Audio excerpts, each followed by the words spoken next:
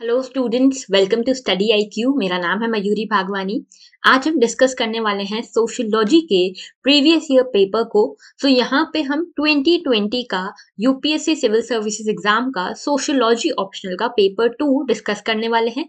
ये पार्ट 1 होगा, इसके बाद एक पार्ट 2 होगा जिसमें कि पेपर 2 को कॉम्प्रहेंसिवली हम कवर कर चुके होंगे। इससे पहले हम पेपर 1 के 2 पार्ट्स ला चुके हैं। जो यूपीएससी सिविल सर्विसेज एग्जाम 2020 था उसका पेपर 1 ऑलरेडी आ चुका है। अगर आपने वो वीडियोस नहीं देखे हैं तो वो बिल्कुल आप देखिएगा, क्योंकि वो बहुत हेल्पफुल होंगे आपके आने वाले मेंस के लिए। जो लोग 21 में अटेम्प्ट देने वाले हैं उनके लिए, जो 22 में अटेम्प्ट देने वाले हैं उनके लिए भी, और जो लोग ये सोच रहे हैं कि सोशियोलॉजी ऑप्शनल लें या नहीं लें, आपको यहाँ से आइडिया लग जाएगा कि आपको लेना चाहिए या नहीं लेना चाहिए। इन सभी लोगों के लिए ये जो पेपर एनालिसिस है ये बहुत ज्यादा हेल्पफुल रहेगा। ओके, तो अब हम बात करते हैं पेपर 2 की। आपको पता है paper 2 talks about sociology with respect to Indian context. ठीक है, तो ये वैसे हम पेपर 1 में sociology with respect to world context पढ़ते हैं, जिसमें हम इंटरनेशनल थिंकर्स को पढ़ते हैं। पेपर 2 में हम बात करते हैं यहाँ पे इंडियन थिंकर्स की, इंडियन सोसाइटी की, एटसेट्रा की। ठीक है, तो हम इसको पार्ट 1 को यहाँ देखेंगे, इसके बाद एक आएगा पार्ट 2। ठीक है, तो शुरू करते हैं हम। अगर आपको इस लेक्चर की पीडीएफ चाहिए तो आप स्टडी आईक्यू के इन किसी भी प्लेटफॉर्म से ले सकते हो। यहाँ पे फेसबुक पे, इंस्टाग्राम पे, टेलीग्राम पे, ट्विटर और यूट्यूब पे तो आप सब्सक्राइब कर ही सकते हो। तो इन सभी के थ्रू भी आप यहाँ पे कनेक्ट कर सकते हो। ऑलराइट, अब देखो हम यहाँ पे चैप्टर वाइज डिवीजन अगर देखें तो देखिए A1 A2, देखो आपने अगर सिलेबस देखा होगा यहाँ पे सोशियोलॉजी का, तो सोशियोलॉजी के सिलेबस में एक तो पेपर 1 है, एक पेपर 2 है। पेपर 2 में आप देखोगे तो 3 तरह से जो सिलेबस है वो पूरा डिस्ट्रीब्यूटेड है। एक है यहाँ पे ए, बी और सी, ये 3 यूनिट्स में, 3 फॉर्म्स में, 3 चीजों में सेग्रीगेटेड है हमारा जो पेपर 2 है। This A talks about introduction of Indian society, जिसमें हम इंडियन सोसाइटी के जितने भी थिंकर्स हैं इनको पढ़ते हैं।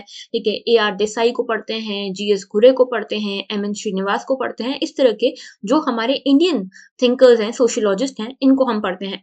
बी में we study about the social structure of Indian society, जिसमें हम कास्ट की बात करते हैं, ट्राइब्स की बात करते हैं। ठीक है, इसके अलावा रिलीजन की बात करते हैं, किनशिप स्ट्रक्चर की बात करते हैं। ये सब कुछ पार्ट बी में आता है इसके। और सी में, जो सी वाली यूनिट्स हैं, उसमें आता है सोशल चेंज के बारे में।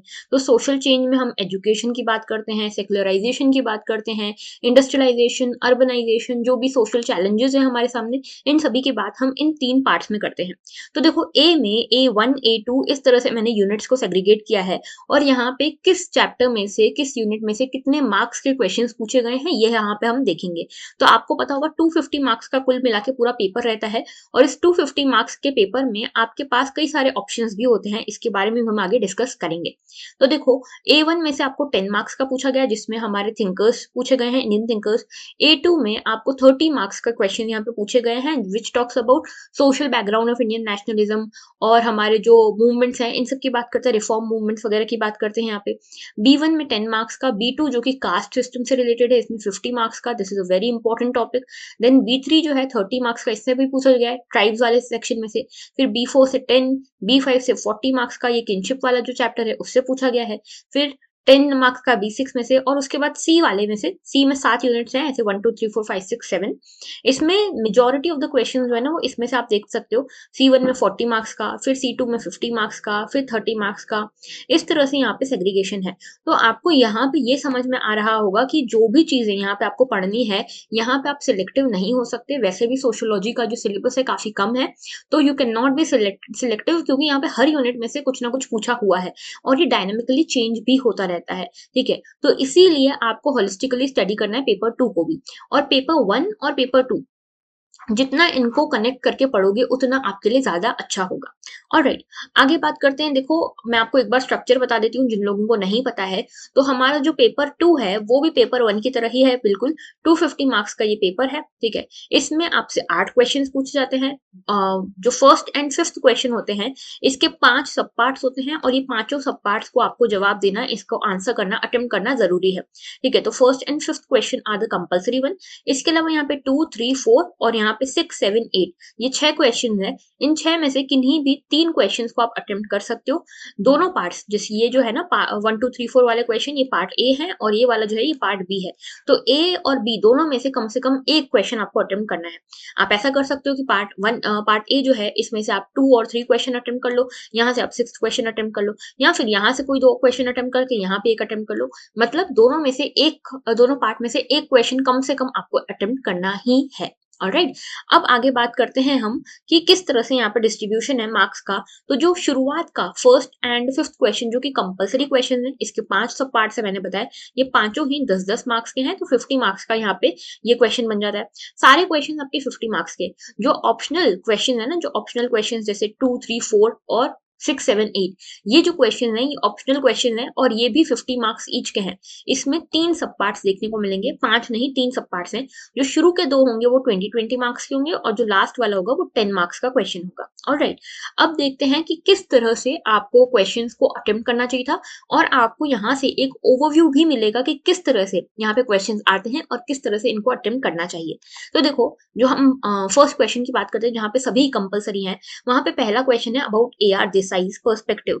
तो देखो ये हमारे इंडियन थिंकर के बारे में क्वेश्चन आ गया। देन सती के बारे में क्वेश्चन आया। अब देखो सती एक्सप्लिसिटली हमारे सिलेबस में कहीं पे भी मेंशन नहीं है, लेकिन यहाँ पे पूछा है सती को बैन करना will be an annihilation to the major social evil. तो यहाँ पे मेजर सोशल इविल के तौर पे ये खत्म हो जाएगा अगर सती को हम बैन कर देते हैं। तो इस तरह से क्वेश्चन पूछा गया है।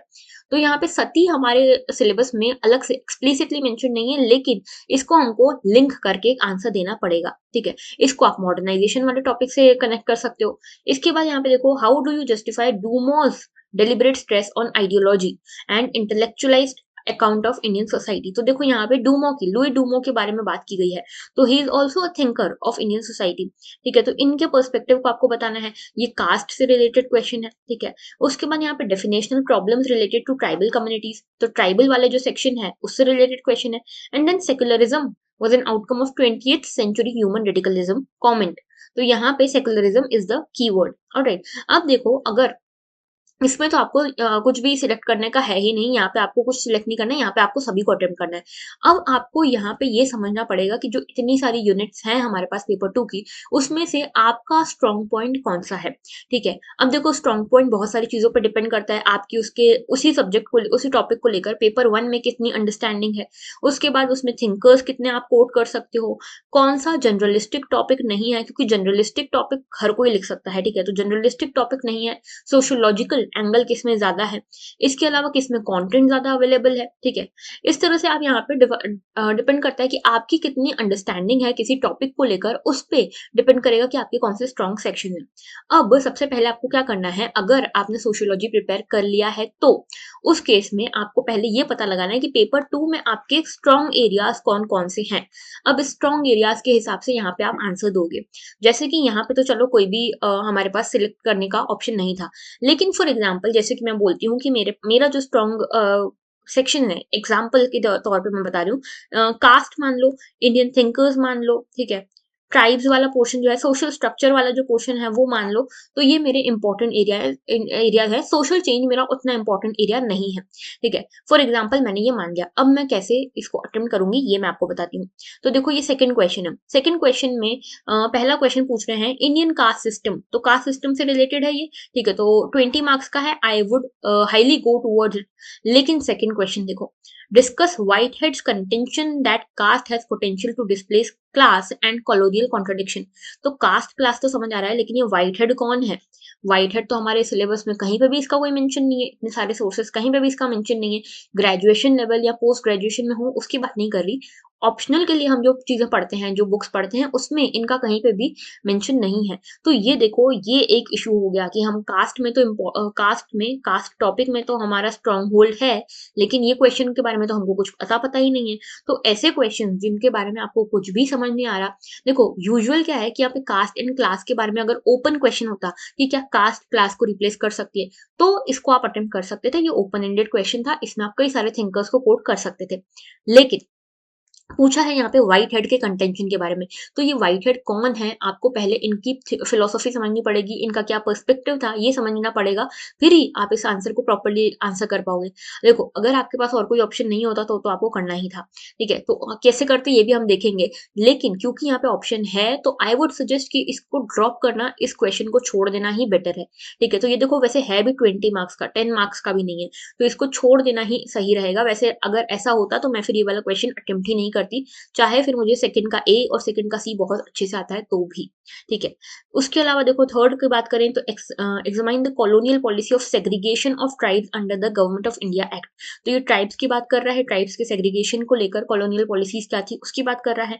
तो ये एक अच्छा क्वेश्चन है ट्राइबल स्ट्रक्चर के हिसाब से, तो इसको मैं अटेम्प्ट कर सकती हूँ। इसके बाद माइग्रेंट वर्कर्स के बारे में पूछ रहा है, तो dynamics of migrant workers in corona pandemic. तो कोरोना के कारण, देखो ये करंट अफेयर्स का क्वेश्चन है, आप देखोगे पेपर 2 में आपको करंट अफेयर्स के क्वेश्चन ज्यादा मिलेंगे, ठीक है? तो यहाँ पे कोरोना से कनेक्ट करना है आपको माइग्रेंट इशू को, तो यहाँ पे भी हम यहाँ पे इसको अटेम्प्ट कर सकते हैं। हालांकि ये एक ओपन एंडेड क्वेश्चन है, लेकिन migration of rural labour is a topic into our syllabus. और उसके बाद यहाँ पे आंद्रे बेते की study about the middle class in India, तो this can also be attempted, ठीक है? क्योंकि यहाँ पे भी ये वर्क कल्चर से, वर्क एंड इकोनॉमिक लाइफ से रिलेटेड है। इसके बाद ये थर्ड क्वेश्चन आप अटेम्प्ट कर सकते हो। फोर्थ क्वेश्चन देखो, ये लीनिएज एंड डिसेंट की बात कर रहा है, ये तो किनशिप से रिलेटेड है, जो कि सोशल स्ट्रक्चर का पार्ट है, ठीक है? ये जो सोशल स्ट्रक्चर, सोशल चेंज में बात कर रही हूँ ना, ये सिलेबस के टॉपिक्स के हिसाब से बात कर रही हूँ। अगर आपको सिलेबस नहीं देखा है आपने, सिलेबस आपको याद नहीं है, तो पहले सिलेबस देखो, तो ही आपको ये चीजें समझ में आएंगी। और अगर अभी तक याद नहीं है तो सिलेबस को सामने रखो, फिर ये चीजें देखो, तो आपको समझ में आएगा। मैंने यहाँ पे एग्जाम्पल दिया है कि अगर मान लो तीन है ना, ए बी सी, ये तीन पार्ट्स में हमारा पूरा सिलेबस डिवाइडेड है। यहाँ पे सोसाइटी को सोसाइटी का इंट्रोडक्शन है, यहाँ पे सोशल स्ट्रक्चर के बारे में है, और यहाँ पे सी में है सोशल चेंज के बारे में। तो मैंने बोला कि हाइपोथेटिकल सिचुएशन लेते हैं जहां पे मुझे ए और बी, मेरा जो पार्ट्स हैं वो स्ट्रॉन्ग है, सी उतना स्ट्रॉन्ग नहीं है, तो मैं ए और बी जैसे क्वेश्चंस जिसमें आ रहे हैं, ए और बी वाले क्वेश्चंस को मैं ज्यादा अटेम्प्ट करूंगी, सी वालों को नहीं करूंगी। मतलब जो भी टॉपिक्स इन दोनों सिलेबस से आ रहे हैं, इन दोनों पार्ट्स ऑफ सिलेबस से आ रहे हैं, उनको मैं पहले अटेम्प्ट करूंगी। जैसे कि किनशिप जो है, ये सोशल स्ट्रक्चर का पार्ट है, तो मैंने बोला कि सोशल स्ट्रक्चर अगर मेरा अच्छा है, अगर मेरा स्ट्रॉन्ग होल्ड है, तो मैं इसको बिल्कुल अटेम्प्ट करूंगी, 20 मार्क्स का है। Then dimensions of family, again kinship से रिलेटेड है, ये भी 20 मार्क्स का है, इसको बिल्कुल अटेम्प्ट करेंगे। इसके बाद कल्चरल प्लूरलिज्म के बारे में, तो देखो ये भी एक तरह से इंडियन सोसाइटी का, मल्टी रिलीजियस सोसाइटी की बात कर रहा है, तो रिलीजन से रिलेटेड है, which is again a part of social structure, तो इसको भी बिल्कुल अटेम्प्ट करने जैसा है ये क्वेश्चन। तो फोर्थ क्वेश्चन मैं अपने स्ट्रॉन्ग एरियाज के हिसाब से मैंने डिसाइड किया कि मुझे अटेम्प्ट करना चाहिए। ओके, सेकंड क्वेश्चन मैंने बिल्कुल ही छोड़ दिया था, क्योंकि उसमें एक क्वेश्चन था जिसका मुझे कोई भी अंदाजा नहीं था। ओके, अब फिफ्थ क्वेश्चन में भी सेम है, देखो यहाँ पे ग्रीन केमिस्ट्री, अग्रेरियन ट्रांसफॉर्मेशन की बात की गई है, सिटीजनशिप की जो पॉलिटी से रिलेटेड है। उसके अलावा यहाँ पे क्रोनिक माल न्यूट्रिशन के बारे में बात की गई है। New education policy, this is again related to current affairs, ठीक है? This is also related to current affairs. Then यहाँ पे डेमोक्रेटिक फेडरलिज्म की बात की गई है, which is again related to politics as well as current affairs, ठीक है? तो यहाँ पे depending upon your strong areas you can attempt. वैसे तो यहाँ पे कोई सिलेक्शन का चॉइस है नहीं, यहाँ पे सारे ही अटेम्प्ट करने हैं। इसके अलावा इसी तरह से 6, 7, 8 है। आई होप आपको आइडिया समझ में आ गया होगा कि किस तरह से आपको अटेम्प्ट करना है। ओके, अब आते हैं हम मेन क्वेश्चंस के ऊपर। तो शुरू करते हैं हम अपने फर्स्ट क्वेश्चन से, which is about A R Desai perspective. तो elaborate A R Desai perspective to the study of Indian society. तो इंडियन सोसाइटी की ए आर देसाई को, इंडियन सोसाइटी को लेकर ए आर देसाई का क्या पर्सपेक्टिव था, इसको आपको इलेबोरेट करना है इस क्वेश्चन में। So this is one of the most straightforward question of this paper। आपको सिंपल कुछ नहीं पूछा है कि ए आर देसाई का पर्सपेक्टिव बता दो, इंडियन सोसाइटी को लेकर क्या है। तो इसके ऊपर अलग से एक सेक्शन पूरा हमारे सिलेबस में है, जो कि है A2 में, ठीक है? जो social background of Indian nationalism, इनका वर्क भी है, इसके बारे में इनका पूरा एक अलग से यूनिट में एक अलग से सेक्शन भी है। तो ये बहुत स्ट्रेट फॉरवर्ड क्वेश्चन है। इसमें आपको पूछा है कि पर्सपेक्टिव बताओ, तो सबसे पहले आप क्या बताओगे? अप्रोच बताओगे, फिर बताओगे मेथडोलॉजी इन्होंने क्या यूज करी, फिर आप बताओगे कि इनके थॉट्स क्या थे इंडियन सोसाइटी के बारे में, इनके क्या क्रिटिसिज्म है, और फिर फाइनली आप बताओगे कि नहीं, फिर भी इनके जो थॉट्स हैं वो आज की डेट में किस तरह से रेलेवेंट प्रूव होते हैं। तो बेसिकली यहाँ पे इस लेक्चर में हम क्या डिस्कस करने वाले हैं? हम डिस्कस करने वाले हैं स्ट्रक्चर को, यहाँ पे किस तरह से आपको स्ट्रक्चर स्ट्रक्चराइज करना था अपने आंसर को, और दूसरी चीज ये कि किस तरह से आगे क्वेश्चंस पूछे जा सकते हैं। ठीक है, थोड़ा बहुत कंटेंट भी हम यहाँ पे डिस्कस करेंगे। तो अप्रोच की बात करें ए आर देसाई की अप्रोच की, तो देखो आप सभी को पता है कि मार्क्सिस्ट अप्रोच थी ए आर देसाई की। मार्क्स जिस तरह से यूरोपियन सोसाइटी में कैपिटलिज्म को स्टडी करते थे, ठीक है, कैपिटलिज्म के थ्रू यहाँ पे इन्होंने यूरोपियन सोसाइटी को स्टडी किया था, वैसे ही देसाई जी ने, ए आर देसाई ने यहाँ पे इंडियन सोसाइटी को डिस्कस किया, इंडियन सोसाइटी को स्टडी किया with the perspective of rise of nationalism. तो नेशनलिज्म की जो स्टडी थी इनकी, नेशनलिज्म की जो फीलिंग है उसका राइज कैसे हुआ, इस स्टडी के थ्रू इन्होंने इंडियन सोसाइटी को स्टडी किया है। अब इनके जो मेथड्स हैं, जो अप्रोचेस हैं, वो बिल्कुल सेम है जैसे कि मार्क्स की थी। जैसे इन्होंने इकोनॉमिक डिटर्मिनिज्म की यहाँ पे बात की है। इकोनॉमिक डिटर्मिनिज्म इनका अप्रोच था, मतलब ये मानते थे कि सोसाइटी में, इंडियन सोसाइटी में जो भी चेंजेस आ रहे हैं कास्ट में, क्लासेस में, जिसमें भी, वो सब है because of the economic determinism.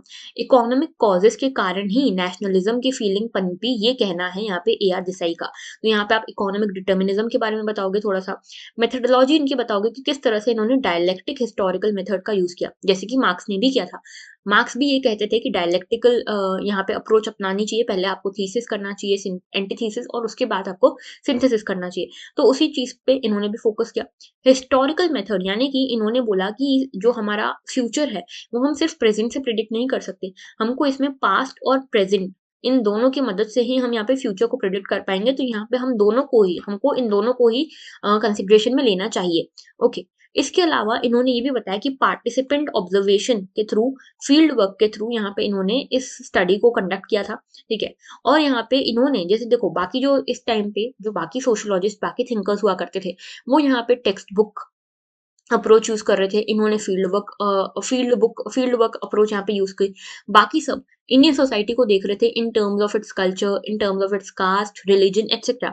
लेकिन यहाँ पे इन्होंने एक सेक्युलर इंटरप्रिटेशन दिया सोसाइटी का। इन्होंने सोसाइटी को देखा विद इकोनॉमिक टर्म्स, कि इकोनॉमिकली सोसाइटी में किस तरह से चेंजेस आए और उसके कारण किस तरह से नई चीजें पनप के आई हमारी सोसाइटी में। For example, there was a rise of nationalistic feelings among the Indians. ठीक है, तो ये चीज मेथडोलॉजी के ऊपर डिपेंड करती है। अब इनके क्या थॉट्स थे अबाउट द इंडियन सोसाइटी, तो एक थॉट की बात करते हैं जो कि बात करता है social background of Indian nationalism. तो यहाँ पे ये इनका वर्क है, इसको आप जरूर कोट कीजिएगा, जितने भी वर्क्स आप यहाँ पे याद रख सकते हो उसको आप जरूर कोट कीजिएगा। देन यहाँ पे बात करते हैं कि इन्होंने बताया कि इंडियन नेशनलिज्म जो था, इसके ग्रो होने के, इसके राइज होने के कुछ कारण थे, और ये कारण इकोनॉमिक डिटर्मिनिज्म के थ्रू इन्होंने बताया। मतलब कि इन्होंने बताया कि इसके पीछे जो मेजर कारण था वो था economic interest of all the section of society. मतलब इन्होंने बेसिकली ये कहा कि जब ब्रिटिशर्स आ गए, ब्रिटिशर्स की जो पॉलिसीज थी वो ऑलमोस्ट सभी सेक्शंस के लिए, सोसाइटी के सभी सेक्शंस के लिए हार्मफुल साबित हो रही थी, लॉस में जा रहे थे बाकी सारे सेक्शन, सिर्फ ब्रिटिशर्स को फायदा हो रहा था। ठीक है, तो इसके कारण क्या हुआ, बहुत सारे सेक्शंस थे, जैसे कि अर्बन मिडिल क्लास लोग थे, एम्प्लॉयड अनएम्प्लॉयड यूथ था, ठीक है, जो एजुकेटेड था लेकिन अनएम्प्लॉयड था, एग्रेरियन सेक्टर था, ट्राइबल सेक्टर था, पीजेंट सेक्टर था, ये सभी सेक्शंस जो थे, ये सभी ब्रिटिशर्स की कुछ ना कुछ पॉलिसीज से यहाँ पे दुखी थे, और ये सभी फाइनली अपने इकोनॉमिक कॉज के लिए साथ में आते हैं, और इसीलिए यहाँ पे एक मास मोबिलाइजेशन होता है जिसके थ्रू फिर नेशनलिस्टिक फीलिंग्स आती है। एक तो कारण इन्होंने ये बताया। दूसरा कारण इन्होंने ये बताया कि यहाँ पे भी जब ब्रिटिशर्स आए तो मोड्स ऑफ प्रोडक्शन जो थे वो चेंज हो गए। जब मोड्स ऑफ प्रोडक्शन चेंज हुए तो यहाँ पे एक नई क्लासेस इमर्ज हुई, ठीक है, जिसमें इन्होंने बताया कि एक बुर्जुआसी क्लास इमर्ज हुई और एक प्रोलेटारिएट क्लास इमर्ज हुई। बुर्जुआसी क्लास वो थी जो नए इंडस्ट्रियलिस्ट थे, ठीक है, जो बड़े इंडस्ट्रियलिस्ट थे, कैपिटलिस्ट थे, ये थे बुर्जुआसी क्लास। और प्रोलेटारिएट क्लास वो थे जो कि पूरा छोटे किसान हो गए या एग्रेरियन सेक्टर से रिलेटेड लोग हो गए, हैंडीक्राफ्ट वर्कर्स हो गए, ये सब कुछ प्रोलेटारिएट थे। तो यहाँ पे क्योंकि अलग अलग क्लासेस इमर्ज हुई, तो यहाँ पे क्या हुआ कि इस बुर्जुआसी क्लास ने, जो कैपिटलिस्ट थे, उन्होंने इन प्रोलेटारिएट्स को एक फॉल्स कॉन्शियसनेस दी नेशनलिज्म के तौर पर, और इन्होंने अपने इंटरेस्ट को पूरा करने के लिए लोगों को मोबिलाइज किया, ये कहना है ए आर देसाई का।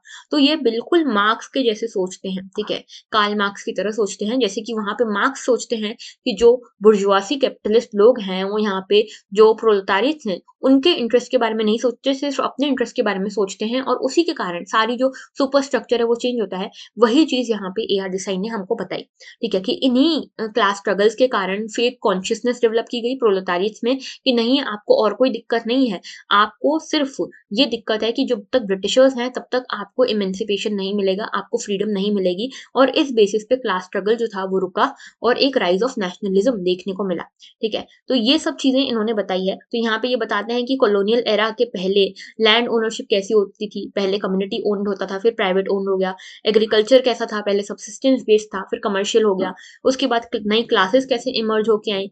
फिर यहाँ पे बताते हैं कि किस तरह से इकोनॉमी का मोनेटाइजेशन हुआ, सेल्फ सफिशिएंसी किस तरह से डिस्ट्रॉय हुई, किस तरह से डी इंडस्ट्रियलाइजेशन हुआ हमारी रूरल इकोनॉमी का, किस तरह से अर्बन मिडिल क्लास डेवलप हुई, इमर्ज हुई, किस तरह से बुर्जुआसी क्लास इमर्ज हुई। तो ये सब के कारण, ये देखो क्या है, ये सब क्या है, इकोनॉमिक कॉजेज है। इन सभी के कारण फिर आगे जाके यहाँ पे सोसाइटी में चेंज आता है in the terms of nationalism, और इसके कारण फिर फ्रीडम स्ट्रगल होता है, ये मानना है ए आर देसाई का। ठीक है, तो यहाँ पे ये बताते हैं कि हर क्लास को कुछ ना कुछ नुकसान हुआ, जिसके कारण एंटागोनिज्म जो था अगेंस्ट द ब्रिटिशर्स वो बढ़ गया। मतलब लोग जो थे ना अपने आपस के भेदभाव को भुलाकर ब्रिटिशर्स के अगेंस्ट एंटागोनिस्टिक हो गए थे। मतलब उनको ये नहीं था फिर वो कास्ट वगैरह के अपने जो भेदभाव थे उन सभी को भुला दिया। ट्राइबल और मेन स्ट्रीम कल्चर, इन सभी के जो डिफरेंसेस थे सभी को भुला के सब लोग अपने जो इंटरेस्ट हैं, अपने इकोनॉमिक इंटरेस्ट के लिए ब्रिटिशर्स के अगेंस्ट खड़े हो गए। और उसके बाद मासेस के अगेंस्ट, मासेस का मोबिलाइजेशन हुआ। कॉमन इंटरेस्ट था इन सभी का कि अगर ब्रिटिशर्स चले जाते हैं, अगर हमारी खुद की गवर्नमेंट होती है, तो हम कम से कम इन इकोनॉमिक लॉसेस से बच पाएंगे, ये इनका कॉमन इंटरेस्ट था। और इसी के कारण नेशनल मूवमेंट चला और कैपिटलिस्ट इंटेंशन जो था उसको यहाँ पे, कैपिटलिस्ट इंटेंशन यहाँ पे सक्सेसफुल हो गया। ठीक है, ये मास मोबिलाइजेशन में। लेकिन यहाँ पे डेमोक्रेसी आई अल्टीमेटली, लेकिन democracy was without the participation, ये कहना है ए आर देसाई का। तो यहाँ पे ए आर देसाई कहते हैं कि यहाँ पे माना कि एक्सटर्नल कॉलोनाइजर से तो हमको फ्रीडम फ्रीडम मिल गई, लेकिन अब इसके बाद क्या हुआ कि हम इंटरनल कॉलोनाइजर्स के अंतर्गत आ गए। ये चीज कहते हैं ए आर देसाई। तो इस तरह से ये पर्सपेक्टिव, इस पर्सपेक्टिव से इंडियन सोसाइटी को स्टडी करते हैं। अब इसको लेकर कुछ क्रिटिसिज्म भी आए सामने। जैसे आंध्र बेटे ने भी यहाँ पे कहा कि आपने बहुत ज्यादा इकोनॉमिक डिटर्मिनिज्म दिखाया है, आप मोनोकॉजल हो गए हो, इकोनॉमिक इकोनॉमिक पर्सपेक्टिव को बहुत ज्यादा ओवर एम्फेसाइज कर रहे हो। इंडोलॉजिस्ट ने भी ये कहा कि भाई आपने कल्चर को तो लिया ही नहीं, अपने इसमें कल्चर को कंसिडरेशन में ही नहीं लिया, सिर्फ इकोनॉमी के बेसिस पे आप कैसे इंडियन सोसाइटी को डिसाइड, इंडियन सोसाइटी को डिकोड कर सकते हो, स्टडी कर सकते हो। एम एन श्रीनिवास ने भी बोला कि भाई ऐसा कुछ भी नहीं है, यहाँ पे सेंसिटाइजेशन जैसे बड़े मुद्दे, कास्ट जैसे बड़े मुद्दों को तो आपने स्टडी ही नहीं किया है, स्ट्रक्चरल तरीके से तो आपने स्ट्रक्चर की तो कुछ बात ही नहीं कही। योगेंद्र सिंह ने भी इनको बोला कि आप तो हर चीज को लेकर ही स्केप्टिकल हो, कुछ भी होगा आप उसके पीछे एक अल्टरनेटिव देखना ही नहीं चाहते हो। तो इस तरह से बहुत सारे क्रिटिसिज्म हुए, आपको थोड़ा बहुत क्रिटिसिज्म भी आपको बताना है और रेलेवेंस आपको यहाँ पे बतानी है कि फिर भी आज की डेट में इन क्रिटिसिज्म के बावजूद भी आज की डेट में ए आर देसाई का वर्क किस तरह से, ए आर देसाई का पर्सपेक्टिव किस तरह से इंडिया में काम करता हुआ दिखता है। जैसे कि पीजेंट स्ट्रगल्स जो होते हैं इंडिया में, वो एक इसका एग्जाम्पल है। इसके अलावा कंटेम्प्रेरी पॉलिटिक्स में भी हम देखते हैं कि पॉलिटिक्स में वेलफेयर स्कीम्स जो है पॉपुलिस्ट मेजर के तौर पर वेलफेयर स्कीम्स सामने लाई जाती हैं, और जो मेजर कॉन्शियसनेस होनी चाहिए लोगों की उसको दबा दिया जाता है अंडर द फॉल्स कॉन्शियसनेस। तो ये एक है। तो क्लास कॉन्शियसनेस आज भी प्रॉपरली डेवलप नहीं हो पा रही है। ठीक है, तो ये सारी जो चीजें हैं वो रेलेवेंस शो करती हैं ए आर देसाई के पर्सपेक्टिव की। नेक्स्ट क्वेश्चन की तरफ हम बढ़ते हैं। Banning practice of sati is attributed to annihilation of the major social evil in colonial India. Comment. तो देखो यहाँ पे क्वेश्चन है कि सती की जो प्रैक्टिस है, सती के बारे में आप सभी को पता होगा। सती क्या होता था, एक प्रैक्टिस हुआ करती थी एंशियंट इंडिया में, ancient India, medieval India. In fact इसका आखिरी केस आप जानोगे तो आपको बहुत ज्यादा आश्चर्य होगा जान के कि इसका जो लास्ट केस था वो 1987 में मिला था। 1987 was the last case of sati. तो सोचो इतने इंडिपेंडेंस के इतने सालों बाद भी सती हो रहा था हमारे देश में। ठीक है, तो सती क्या होता था कि जब कोई जो वुमेन है उसके हस्बैंड की अगर डेथ हो जाती है तो उसके हस्बैंड के साथ उसकी जो पायर है, डेथ बेड है, उस पे जो ये वुमेन है उसको भी बिठाया जाता था और दोनों को साथ में अग्नि दी जाती थी। जो भी रिचुअल है उसके साथ दोनों को ही यहाँ पे अग्नि देकर यहाँ पे दोनों की लाइफ को रिचुअली और फिजिकली एंड किया जाता था। ठीक है, तो यहाँ पे इस तरह से जो विमेन है उसको भी जला दिया जाता था अलोंग विद द हस्बैंड, क्योंकि हस्बैंड की डेथ हो चुकी है। तो ये परसेप्शन हुआ करता था कि विमेन क्या करेगी जी के, तो उसकी पूरी दुनिया तो जल खत्म हो गई, तो इसलिए वुमेन को भी यहाँ पे खत्म कर दिया जाता था अंडर दिस सती प्रथा। ठीक है, तो यहाँ पे सती जो थी एक सोशल इविल के तौर पे हमारे सोसाइटी में एग्जिस्ट कर रही थी। तो इसके रिगार्डिंग क्वेश्चन है कि सती जो है ये किस तरह से, सती का बैन होना किस तरह से एक सोशल इविल का खत्म होने जैसा है हमारे इंडिया में। तो इसके बारे में आपको कॉमेंट करना है। तो देखो यहाँ पे आप कैसे आगे बढ़ोगे, पहले स्ट्रक्चर की बात करते हैं। तो सबसे पहले आप बताओगे सती है क्या। सती का बारे में थोड़ा बहुत बता सकते हो। और दूसरी चीज़ बताओगे कि ये सोशल लेवल कैसे है, ठीक है? ये आप बताओगे सोशल लेवल ये कैसे है। फिर आप बताओगे कि यहाँ पे सती बैन हुई, सती बैन कैसे हुई थोड़ा बहुत उसके बारे में बताओगे। इसके कुछ मैनिफेस्टेशंस बताओगे कि सती बैन होने के क्या-क्या मैनिफेस्टेशन हैं सोशियोलॉजिकली। और अल्टीमेटली आप बताओगे कि सती के बैन होने से कुछ और भी सोशल रिफॉर्म्स की तरफ दरवाजे खुले, ठीक है? लेकिन इसको लेकर आज भी कुछ प्रॉब्लम्स चलती हैं, जैसे कि कॉन्सिक्वेंसेस के तौर पे आप बताओगे कि किस तरह से नई चीज़ों को दरवाजे खुले, नई चीज़ों के लिए दरवाजे खुले। और अल्टीमेटली आप बताओगे कि सोशल इविल्स आज भी परसिस्ट करते हैं, इसके क्या कारण हैं? क्यों सोशल इविल्स आज भी परसिस्ट करते हैं? हालाँकि सती तो खत्म हो चुका है। तो इस तरह से आप यहाँ पे इसको स्ट्रक्चराइज़ करोगे। नाउ हम सती के बारे में बात करते हैं, शुरू से इसका कंटेंट देखते हैं थोड़ा बहुत। तो देखो सती के बारे में आप इसमें बताओगे, यहाँ पे आप बताओगे कि सोशल इविल क्यों है सती? तो सबसे पहले आप बताओगे कि यहाँ पे जो डेड वुमेन है, ठीक है? Dead wife, dead women, dead bride का ग्लोरिफिकेशन किया जाता है। इसके बाद उमा चक्रवर्ती, ये एक इंडियन सोशियोलॉजिस्ट हैं, इनका कहना है कि यहाँ पे जेंडर डिस्क्रिमिनेशन को इंडियन सोसाइटी में जेंडर डिस्क्रिमिनेशन को बहुत ग्लोरीफाई किया जाता है एक तरीके का पर्दा देके। जैसे व्हील देखने को मिलता है आपको जेंडर डिस्क्रिमिनेशन पे ऑन द नेम ऑफ पतिव्रता, स्त्री धर्म। तो पतिव्रता यानी कि विमेन का जो रोल है उसके सिर्फ स्पाउस से कनेक्ट कर दिया आपने पतिव्रता होने से, ठीक है? स्त्री धर्म मतलब कि एक विमेन का क्या धर्म है, क्या ड्यूटी है, क्या रिचुअल्स हैं, वो आपने उसको ग्लोरीफाई कर दिया बहुत। तो यहाँ पे इन वर्ड्स के थ्रू इन फिनोमेनास के थ्रू आप यहाँ पे जेंडर डिस्क्रिमिनेशन तो कर रहे हो, लेकिन उसको सीधे तौर पे सामने नहीं आने देना चाह रहे। ये ही चीज़ हो रही है सती के द्वारा भी, ठीक है? तो सती तो चलो देखो एक मैनिफेस्ट आपको देखने को मिल रहा है कि मैनिफेस्ट इसका कॉन्सिक्वेंस ये है कि ये वुमेन एम्पावरमेंट के अगेंस्ट काम कर रहा है। लेकिन इसके पीछे छुपे हुए और भी जो लेटेंट इसके फंक्शंस हैं, वो भी आपको पता होने चाहिए, लेटेंट डिसफंक्शंस, ठीक है? तो यहाँ पे उमा चक्रवर्ती का आप यहाँ पे कॉन्टेक्स्ट दे सकते हो। इसके अलावा आप ये बता सकते हो कि सती जो थी ये स्टार्ट क्यों हुई थी? Because of the mysticism, tradition and religion, इनके कारण यहाँ पे सती स्टार्ट हुई थी और सती इसलिए प्रिवेल कर रही थी। फिर ये सती बैन कैसे हुई? तो आप बता सकते हो 1829 में यहाँ पे लॉर्ड विलियम बेंटिक ने इसको बैन करवाया along with the help of Raja Ram Mohan Roy, ठीक है? इनिशियली देखो, इनिशियली क्या था कि जो ब्रिटिशर्स थे वो रिचुअल्स में, ट्रेडिशंस में इंटरफेयर नहीं करना चाहते थे। पहले उन्होंने कोशिश की जो रिचुअल्स, ट्रेडिशंस, जो सोशल इविल्स हैं सोसाइटी की उनको खत्म करने की, लेकिन उसके कारण उनको काफ़ी ज़्यादा विरोध का सामना करना पड़ा था। तो ब्रिटिशर्स ने एक चीज़ समझ ली कि हमको इनके कल्चर में इंटरफेयर नहीं करना है, चाहे फिर ये जो भी करें, ठीक है? तो इसीलिए यहाँ पे इतना लंबा टाइम लगा सती को बैन कराने में। 1829 में बंगाल सती प्रिवेंशन एक्ट आया था, इसके थ्रू ये बैन हुआ। लेकिन इंडिया में इसका जो एक्ट बना था वो 1987 में बना था, सती प्रिवेंशन एक्ट। जब मैंने बताया ना आपको लास्ट केस यहाँ पे दर्ज हुआ था सती का, उसके बाद यहाँ पे एक्ट बना था आफ्टर इंडिपेंडेंस। अब इसके क्या मैनिफेस्टेशन है? तो देखो योगेंद्र सिंह की जो थ्योरी है ऑफ मॉडर्नाइजेशन, वो इसकी बात करती है कि ये सती बैन हुआ तो किस तरह से हमारा जो सोसाइटी है वो चेंज हुई। तो ये जो है exogenous and indigenous type of cultural change यहाँ पे देखने को मिला है, ठीक है? तो यहाँ पे कल्चरल चेंज की बात करते हैं, किस तरह से सती का बंद होना, सती का बैन होना यहाँ पे किस तरह से हमारी सोसाइटी को मॉडर्नाइज करता है, क्योंकि ये चीज एक तरह से एक्सोजेनस और इंडिजिनस टाइप का कल्चरल चेंज है, यानी कि कल्चरल रेनेसा हुआ है एक तरह से देखा जाए तो। हमने नए आइडियाज को, रैशनलिस्टिक आइडियाज को जगह दी, तो ये कल्चरल रेनेसा है, ठीक है? हमने वुमेन के लिए रिफॉर्म्स करे, हमने रैशनैलिटी की तरफ ज्यादा ध्यान दिया। तो एक्सोजेनस और इंडोजेनस इन दोनों ही फोर्सेस के कारण यहाँ पे कल्चरल चेंज आ पाया। आप इस थ्योरी को यहाँ पे कोट कर सकते हो। उसके अलावा आप यहाँ पे बता सकते हो कि मॉडर्नाइजेशन जो है इंडिया में, that is more because of west than Islam. तो आप यहाँ पे बता सकते हो कि इनिशियली जब वेस्टर्न लोग आए, यहाँ पे ब्रिटिशर्स आए, तो सिलेक्टिव मॉडर्नाइजेशन की तरफ उन्होंने ध्यान दिया, क्योंकि उनको डर था कि यहाँ पे कल्चरल म्यूटिनी हो सकती है। कल्चरल म्यूटिनी यानी कल्चर के लिए लोग यहाँ पे रिबेलियस हो सकते हैं। तो यहाँ पे जो भी मॉडर्नाइजेशन हुआ, वेस्ट ने जानबूझ के पहले तो नहीं किया। जितना थोड़ा बहुत जानबूझ के किया वो बहुत कम मात्रा थी, लेकिन मेजोरिटी जो था मॉडर्नाइजेशन वो इन्फ्लुएंस से आया। सीधे वेस्ट जो वेस्ट था, जो ब्रिटिश कॉलोनाइजर्स थे, वो नहीं चाहते थे कि हम यहाँ पे मॉडर्नाइज हो, लेकिन हमारा इन्फ्लुएंस के कारण हम मॉडर्नाइज हो गए। तो एक ये भी थ्योरी है, ठीक है? और इस्लाम ने हमको उतना मॉडर्नाइज नहीं किया, क्यों? क्योंकि इस्लाम भी काफी ज्यादा ट्रेडिशन बेस्ड था, काफी ज्यादा अपने इविल्स में घिरा हुआ था, जैसे पर्दा सिस्टम, जौहर, ये सब कुछ यहाँ से ही हमने डिराइव किया है। जैसे जो चाइल्ड मैरिज है, पर्दा है, ये सब कुछ इनफैक्ट जो हमारी इंडियन सोसाइटी है वो इस्लामाइजेशन के बाद ही ये सब चीजें हुई है, ठीक है? जो इस्लाम रूलर्स है वो ये सारे ट्रेडिशन अपने साथ लाए थे। तो मॉडर्नाइजेशन मेजरली आपको वेस्ट के कारण देखने को मिलता है। इसके बाद रिफॉर्म मूवमेंट्स की आप बात कर सकते हो कि रिफॉर्म मूवमेंट्स के कारण भी ये सती वाली जो प्रथा है ये बैन हुई। लेकिन इसमें भी देखा गया कि सिर्फ एलाइट पार्टिसिपेशन था, यानी कि जो एजुकेटेड मिडिल क्लास थी वो सबसे ज़्यादा पार्टिसिपेट कर रही थी। जैसे राजा राम मोहन रॉय थे, ईश्वर चंद्र विद्यासागर थे, ये सब जो थे एजुकेटेड एलाइट सोसाइटी से बिलॉन्ग करते थे, इसीलिए ये रिफॉर्म मूवमेंट में पार्टिसिपेट कर पा रहे थे।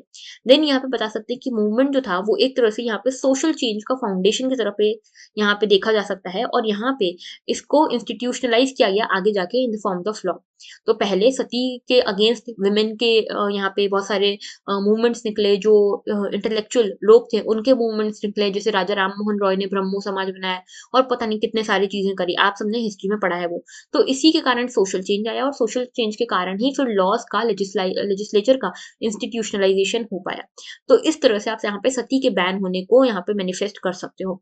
देन यहाँ पे इसके कारण ऐसा माना गया कि कई सारे नए जो सोशल इविल्स थे उसको भी एक तरह से एड्रेस करने में हेल्प हुई, जैसे कि यहाँ पे जो फीमेल फिटिसाइड है उसको यहाँ पे रोका गया, जो चाइल्ड मैरिज है उसको रोकने के लिए कोशिशें की गई, वुमेन एजुकेशन को बढ़ावा देने की, विडो रीमैरिज को बढ़ावा देने की, इन सभी की कोशिश की गई। लेकिन अभी भी सोशल इविल्स कुछ परसिस्ट कर रहे हैं, they are because of the legal lag. ठीक है, लीगल लैग का जो कंसेप्ट है ये बोलता है कि लॉज जो है वो आगे बढ़ गए, लेकिन लॉज को मानने वाली सोसाइटी आगे नहीं बढ़ी है। ठीक है, डूमो का एक कंसेप्ट है जो बात करता है कि ट्रेडिशन जो है इंडिपेंडेंट है ऑफ द पॉलिटी। आप बात करोगे ना मॉडर्नाइजेशन की, तो मॉडर्नाइजेशन में आपको कई सारी थ्योरीज देखने को मिलेगी, उसमें एक डूमो की थ्योरी है जिसको हम कॉग्निटिव थ्योरी भी कहते हैं। इस थ्योरी में आपको समझ में आएगा कि ये बोलते हैं कि इंडिया का ट्रेडिशन जो है ना, इंडिया का जो कल्चर है वो कास्ट में डिपेंडेंट है, और ये जो चीजें हैं इंडिया के ट्रेडिशंस को चेंज करने वाली, चाहे आप पॉलिटी में चाहे आप लॉज में कितना भी डिफरेंस क्रिएट कर लो, कितना भी चेंज कर लो, ये चीजें नहीं बदलेंगी, ये कहते हैं डूमो। तो ये भी आप एक तरह से समझा सकते हो कि क्यों सोशल इविल्स आज भी परसिस्ट कर रहे हैं। इसके अलावा ऑगबर्न का कल्चरल लैग वाला कंसेप्ट, कि यहाँ पे हमारी सोसाइटी ने टेक्निकल मॉडर्निटी को तो अपना लिया है लेकिन कॉग्निटिव मॉडर्निटी को अभी तक नहीं अपना पा रही है। ओके, अब इसके कॉन्सिक्वेंसेस बता सकते हो कि सती को बैन करने के कारण क्या हुआ। एक तो वुमेन इमेंसिपेशन के लिए मूवमेंट्स चालू हुए। ठीक है, इसके अलावा ए आर देसाई भी बोलते हैं कि इस तरह के जो सारे मूवमेंट्स थे ये बैन हुई, उसके बाद tribal culture, tribal movements, peasant movement, ये सभी मूवमेंट्स आए। ये सभी मूवमेंट्स ने आके साथ में नेशनलिस्टिक फीलिंग को जन्म दिया। तो ये इस तरह से आप इनको लिंक करना आपको आना चाहिए। ऑलराइट, नेक्स्ट क्वेश्चन की तरफ हम बढ़ते हैं। नेक्स्ट क्वेश्चन है, how do you justify Dumont's deliberate stress on ideology that produce intellectualised account of Indian society. तो डूमो का डेलिबरेटली क्या स्ट्रेस करते थे डूमो, आइडियोलॉजी पे किस तरह से डूमो स्ट्रेस करते थे, और उसके कारण उन्होंने क्या पर्सपेक्टिव दिया इंडियन सोसाइटी का, ये आपको बताना है। किस तरह से उन्होंने एक इंटेलेक्चुअलाइज्ड अकाउंट दिया हमारी इंडियन सोसाइटी का, ये आपको यहाँ पे बताना है। ओके, तो देखो लुई डोमो को आप पहले बताओगे कि लुई डोमो की एक स्टडी थी अबाउट होमो हिरारिकस, जो इनका वर्क भी है। इसमें ये बताते हैं कि Indian society is different from the western society. Western society में होमो इक्वालिस के ऊपर बेस्ड है, और Indian society is based upon homo hierarchicus. यानी कि वेस्टर्न सोसाइटी में इक्वालिटी बीइंग द वैल्यू यहाँ पे ज्यादा प्रेवलेंट है, इंडियन सोसाइटी में हिरार्की ज्यादा प्रेवलेंट है, जो कि अपोजिट होता है इक्वालिटी का। ठीक है, तो यहाँ पे इन्होंने स्ट्रक्चर इंटोलॉजिकल पर्सपेक्टिव यूज किया, बुक व्यू यूज किया, आइडियोलॉजिकल और साथ में एम्पेरिकल रियलिटी भी यहाँ पे इन्होंने यूज की अपनी स्टडीज में। फिर आप बताओगे कि किस तरह से इन्होंने कास्ट हिरार्की की बात की, कि कास्ट हिरार्की का पूरा बेसिस जो है ना वो प्योरिटी एंड पोल्यूशन का कंसेप्ट है। तो यहाँ पे पहले तो आपको ये समझाना है कि लुई डूमो ने बोला क्या। ठीक है, इंडियन सोसाइटी के बारे में, कास्ट के बारे में इन्होंने बोला क्या, ये बताओगे। उसके बाद आप ये बताओगे कि आप इसको जस्टिफाई कैसे करते हो। तो जस्टिफाई करने के लिए आपको यहाँ पे दूसरे थिंकर्स की हेल्प लेनी पड़ेगी। जैसे कि आप यहाँ पे बताओगे कि यहाँ पे इन्होंने कास्ट को स्टडी किया एज अ पिक्यूलियर आइडियोलॉजी। ठीक है, कि इंडियन सोसाइटी के एक पिक्यूलियर आइडियोलॉजी के तौर पे इसको स्टडी किया, यूनिकनेस के तौर पे इसको स्टडी किया। दूसरी चीज ये कि किस तरह से इसको इन्होंने डिफरेंशिएट किया वेस्टर्न आइडियोलॉजी से। जैसे बताया कि ट्रेडिशन और मॉडर्न में जो डिफरेंस है वो हमारी दोनों सोसाइटीज में एग्जिस्ट करता है, इंडियन और वेस्टर्न। वैसे ही इंडियन सोसाइटी होलिज्म पे बेस्ड है, वेस्टर्न सोसाइटी इंडिविजुअलिज्म पे बेस्ड है। इंडियन सोसाइटी हिरार्की पे, वेस्टर्न सोसाइटी इक्वालिटी पे। इंडियन सोसाइटी में प्योरिटी वर्सेस पॉल्यूशन का कंसेप्ट बहुत ज्यादा स्ट्रॉन्ग है। स्टेटस पे बेस्ड है इंडियन सोसाइटी, पावर पे बेस्ड है वेस्टर्न सोसाइटी। तो इस तरह से यहाँ पे इन्होंने एक डिफरेंशिएशन डायकोटॉमी क्रिएट की। अब इन्होंने ये भी बताया कि जो हमारा इकोनॉमिक सिस्टम है वो भी ड्रिवन है बाय द हिरार्की। तो इनका ये कहना है कि कास्ट जो है, कास्ट से ही सब कुछ ड्रिवन है इंडियन सोसाइटी में, ये चीज ये बोलते हैं। ठीक है, तो इन्होंने यहाँ पे एक इंटरैक्शनल अप्रोच भी यूज करी, जिसमें इन्होंने बताया कि जो कास्ट है वो कोई सोशल सिस्टम नहीं है, वो एक तरह का रिलेशनशिप है बिटवीन द स्फीयर्स। चाहे फिर वो इकोनॉमिक स्फीयर हो, पॉलिटिकल हो, सोशल स्फीयर, हर ही जितने भी स्फीयर्स हैं उन सभी के बीच में एक रिलेशनशिप को स्टैब्लिश करता है caste, based upon some values and religion. तो रिलीजन के बेसिस पे, वैल्यूज के बेसिस पे यहाँ पे सस्टेनेंस हो सकता है ऑफ दिस कास्ट। ऑलराइट, इसके बाद यहाँ पे हम जो जस्टिफाई करना है हमको, तो यहाँ पे हम एक लेवी स्ट्रॉस का एग्जांपल देंगे कि लेवी स्ट्रॉस ने भी यहाँ पे बाइनरी अपोजिट्स की बात की थी। इन्होंने भी बताया था कि कोई भी सोसाइटी बाइनरी अपोजिट्स के ऊपर बेस्ड हो सकती है, जैसे कि यहाँ पे हमने देखा प्योरिटी वर्सेस पॉल्यूशन वाला कंसेप्ट, उसी पे यहाँ पे ये बेस्ड हो सकती है। इसके बाद इन्होंने बताया कि यहाँ पे इसको गूगल का एग्जाम्पल दे सकते हैं। गूगल ने भी यहाँ पे बताया था कि कास्ट को आप कल्चरल एक्सप्लेनेशन दे सकते हो, तो वही यहाँ पे डूबो ने भी किया है, तो इसके थ्रू हम जस्टिफाई कर सकते हैं। लेकिन यहाँ पे हमको एंड में क्रिटिसाइज भी करना है। हमने पहले जस्टिफाई किया, लेकिन कुछ क्रिटिसिज्म भी हमको देने हैं, ठीक है, तभी हमारा जो आंसर है ना वो पूरा होलिस्टिक बनता है। तो यहाँ पे आप बर्मन का यहाँ पे क्रिटिसिज्म दे सकते हो कि बर्मन ने ये कहा कि जो डूमो है उन्होंने बहुत ज्यादा ब्राह्मणिकल व्यू लिया है सोसाइटी का। इसके अलावा आंद्रे बेते ने बोला कि यहाँ पे इन्होंने ये बताया कि कास्ट क्या है ये नहीं बताया, इन्होंने बताया कि कास्ट होनी कैसी चाहिए, तो what caste ought to be, ये इन्होंने यहाँ पे बताया। योगेंद्र सिंह का भी क्रिटिसिज्म था कि यहाँ पे इन्होंने बहुत ही ज्यादा इंटीग्रेशनल अप्रोच ले लिया कि कास्ट सिर्फ इंटीग्रेट करती लोगों को, ठीक है, जबकि ऐसा असली में नहीं है। तो इस तरह से आपको स्ट्रक्चराइज करना है कि आपको पहले क्वेश्चन की डिमांड को समझना है, उसके अकॉर्डिंग आपको यहाँ पे रेलेवेंस, क्रिटिसिज्म, ये सब चीजें ऐड करनी है, ठीक है। ये पूछा नहीं है, लेकिन ये आपको अपनी साइड से ऐड करना है। ऑलराइट, आगे बात करते हैं नेक्स्ट टॉपिक की, नेक्स्ट क्वेश्चन की। Explain the definitional problems concerning the tribal communities in India. तो ट्राइबल कम्युनिटीज जो है इंडिया में, उसकी बात करिए कि यहाँ पे ट्राइबल कम्युनिटीज की डेफिनेशनल प्रॉब्लम्स क्या है। तो see this is a very direct topic, very direct question of our paper 2। हमारे पेपर 2 में एक सिलेबस में एक क्वेश्चन, एक टॉपिक है about the tribes of India, ठीक है, उसमें एक अलग से एक्सप्लिसिट टॉपिक है definitional problems of tribal groups, ठीक है।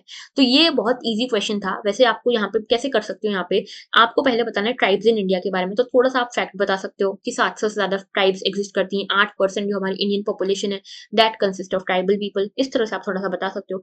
नाउ आप बताओगे कि ट्राइब का कंसेप्ट है क्या, और किस तरह से इनके डेफिनेशनल प्रॉब्लम्स देखने को मिलती है, किस तरह से इनकी डेफिनेशन को लेकर यहाँ पे प्रॉब्लम है, और एंड में आप बताओगे कि यहाँ पे किस तरह से इसको सॉल्व करने की हम कोशिश कर रहे हैं। ओके, तो देखो यहाँ पे ब्रिटिश एंथ्रोपोलॉजिस्ट के बारे में आप बताओगे, शुरुआत से इवोल्यूशन आप बताओगे कि ब्रिटिश एंथ्रोपोलॉजिस्ट मानते थे कि ट्राइब जो है वो कास्ट से अलग है।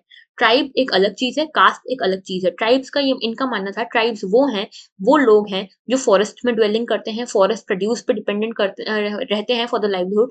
कास्ट वो है जो एग्रेरियन सोसाइटी से बिलोंग करती है, एग्रेरियन लाइवलीहुड से बिलोंग करती है, और जो सिटीज में, रूरल एरियाज में रहती है, ये कास्ट है। इनका ये मानना था ब्रिटिश एंथ्रोपोलॉजिस्ट का। आगे बात हुई, क्लासिकल इवोल्यूशनरी थिंकर्स आए, इन्होंने ये बोला कि ये जो ट्राइब्स हैं ये और कुछ नहीं है, ये सिर्फ रेमिनेंट्स हैं, जो ह्यूमैनिटी के, जो अर्ली स्टेज ह्यूमैनिटी, जो अर्ली स्टेज पे ह्यूमंस थे उनके रेमिनेंट्स हैं, जो जिसमें बार्बरिज्म काफी देखने को मिलता है, ठीक है, यानी कि सिविलाइज्ड लोग नहीं है, ये क्लासिकल इवोल्यूशनरीज ने कहा।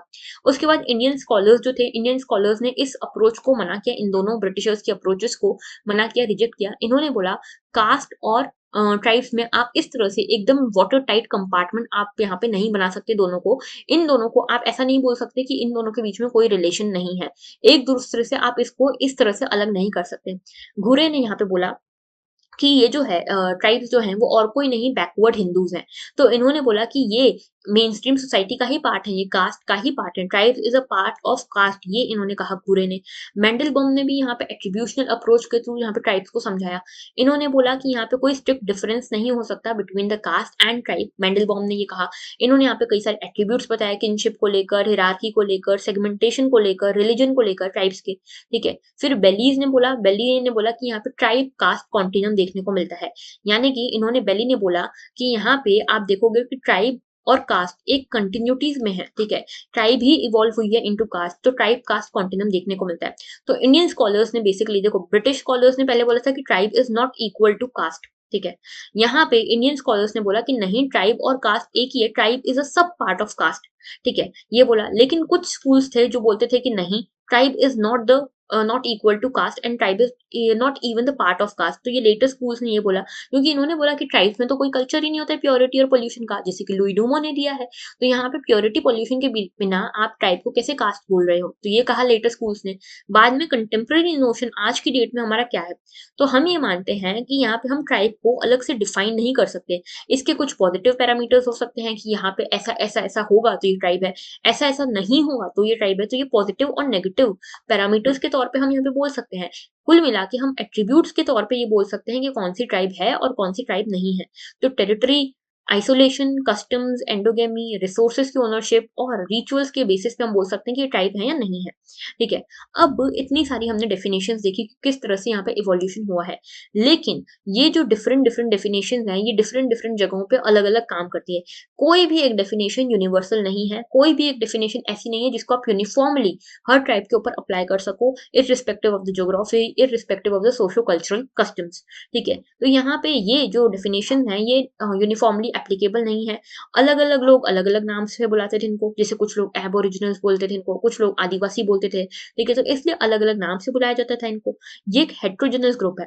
कास्ट जैसे एक एंडोजेनस ग्रुप होता है ना, जिसमें एक ही तरह से आप सब यहाँ पे एक ही तरह का ऑक्यूपेशन होगा, एक ही तरह से किनशिप होगी, एक ही तरह की मैरिज होगी, एंडोगेमी होगी। ये क्या होता है? होमोजेनस। हेट्रोजेनस है यहाँ पे कास्ट, ये सॉरी ट्राइब। ट्राइब जो है हेट्रोजेनस ग्रुप है। ठीक है। यहाँ पे एसिमिलेशन के ऊपर डिफरेंसेस हैं कि कितना एसिमिलेट करें, कितनी डिग्री में इनको एसिमिलेट करें, इसके ऊपर क्वेश्चन है। ठीक है। कितना इनको एसिमिलेट करना चाहिए, कितना इनको आइसोलेट करना चाहिए, ये सब चीजें यहाँ पे क्वेश्चन में है। तो कुल मिला के यहाँ पे ये समझाया गया है कि जो डेफिनेशंस हैं हर किसी की, वो यहाँ पे अलग अलग है। ये आपको यहाँ पे समझाना है। आपको यहाँ पे एग्जाम्पल भी देने चाहिए कि यहाँ पे देखो जरावा, सेंटिनल्स, ये सब किसकी ट्राइब है? अंडमान निकोबार की, जो कि बहुत बैकवर्ड है। लेकिन वहीं मीणास है राजस्थान की, ये भी ट्राइब है, लेकिन ये बहुत आगे हैं। ठीक है। इनफैक्ट आप देखोगे यूपीएससी की जो फाइनल लिस्ट होती है ना, उसमें एक majority chunk of the candidates are from this Meena, Meena community. ठीक है। तो यहाँ पे ये आप समझा सकते हो। उसके बाद आप ये बताओगे कि लेकिन आज भी इतने साल हो चुके हैं हमारी इंडिपेंडेंस को, लेकिन आज भी सिर्फ इंडिया में ही नहीं, आसपास के जितने भी देश हैं जहाँ पे ट्राइबल कल्चर है, वहां पे भी ये जो डेफिनेशनल प्रॉब्लम्स हैं आज भी एग्जिस्ट करती हैं। इसीलिए हम एट्रीब्यूशनल अप्रोच की तरफ हम जाते हैं। ठीक है। तो इस तरह से आप यहाँ पे इसको समझाओगे कि किस तरह से डेफिनेशन प्रॉब्लम्स हैं, इवोल्यूशन कैसे हुआ, एग्जांपल्स दोगे और कंटेम्प्रेरी ट्रेंड बताओगे। ऑलराइट। आगे बात करते हैं। Secularism was an outcome of 20th century human radicalism. Comment on this statement. तो यहाँ पे सेकुलरिज्म के बारे में पूछा हुआ है कि सेकुलरिज्म किस तरह से आउटकम था 20th सेंचुरी ह्यूमनिस्टिक रेडिकलिज्म का। अब क्वेश्चन थोड़ा सा टिपिकल है, क्वेश्चन को समझो। ह्यूमनिस्टिक रेडिकलिज्म का मतलब है किस तरह से साइंटिफिक नॉलेज, किस तरह से इंडस्ट्रियलाइजेशन के कारण सेकुलरिज्म आया। तो बेसिकली आपको शुरुआत में बताना है कि आपको क्वेश्चन से क्या समझ आया, ये बता दोगे ना तो आधा काम वहीं हो गया। ठीक है। इसके बाद आप थोड़ा सा सेकुलरिज्म के बारे में बता सकते हो। इसके बाद आप बता सकते हो कि अलग अलग थिंकर्स क्या मानते हैं, कि क्या ये स्टेटमेंट सही है या क्या ये स्टेटमेंट गलत है। ठीक है। तो पहले हम बताएंगे कि सेकुलरिज्म है क्या। तो सेकुलरिज्म को आप समझा सकते हो as an opposite of religious chauvinism. Religious chauvinism के अपोजिट था, लेकिन इसका मतलब रिलीजियस एंटीपैथी बिल्कुल भी नहीं है। ओके। इसके बाद आप बताओगे कि अर्ली सोशियोलॉजिस्ट जैसे कॉम्ट, दरखाइम, ये सब क्या सोचते थे, मार्क्स, ये सब सोचते थे कि अभी देखो, क्योंकि अभी जैसे कॉम्ट ने तो 3 स्टेजेस भी दिए हैं, थियोलॉजिकल थियोलॉजिकल सोसाइटी, मेटाफिजिकल और फिर साइंटिफिक सोसाइटी। तो ये बोलते हैं कि जैसे-जैसे सोसाइटी इवॉल्व करेगी, जैसे-जैसे इंडस्ट्रियलाइजेशन आएगा, जैसे-जैसे एजुकेशन डेवलप होगा, वैसे-वैसे रिलीजन का जो रोल है वो कम होता जाएगा और हम सेक्युलराइजेशन, सेक्युलरिज्म की तरफ बढ़ते जाएंगे। ये सब चीजें ये जो है इन थिंकर्स ने कही है। दरखाइम ने भी सेम कहा है कि एडवांस सोसाइटी में रिलीजन को सेक्युलर जो आइडियाज हैं वो रिप्लेस कर देंगे। मार्क्स ने भी कहा कि रिलीजन जो है ये सिर्फ अभी एग्जिस्ट कर रहा है इसीलिए क्योंकि यहाँ पे लोगों में कॉन्शियसनेस डेवलप नहीं हुई है। ठीक है। लोगों के लिए ओपियम का काम कर रहा है रिलीजन, और जैसे ही एक बार क्लास कॉन्शियसनेस लोगों में आ जाएगी तो लोग रिवॉल्यूशन तो करेंगे ही करेंगे, रिलीजन को भी उखाड़ फेंकेंगे। ये मानना था मार्क्स का।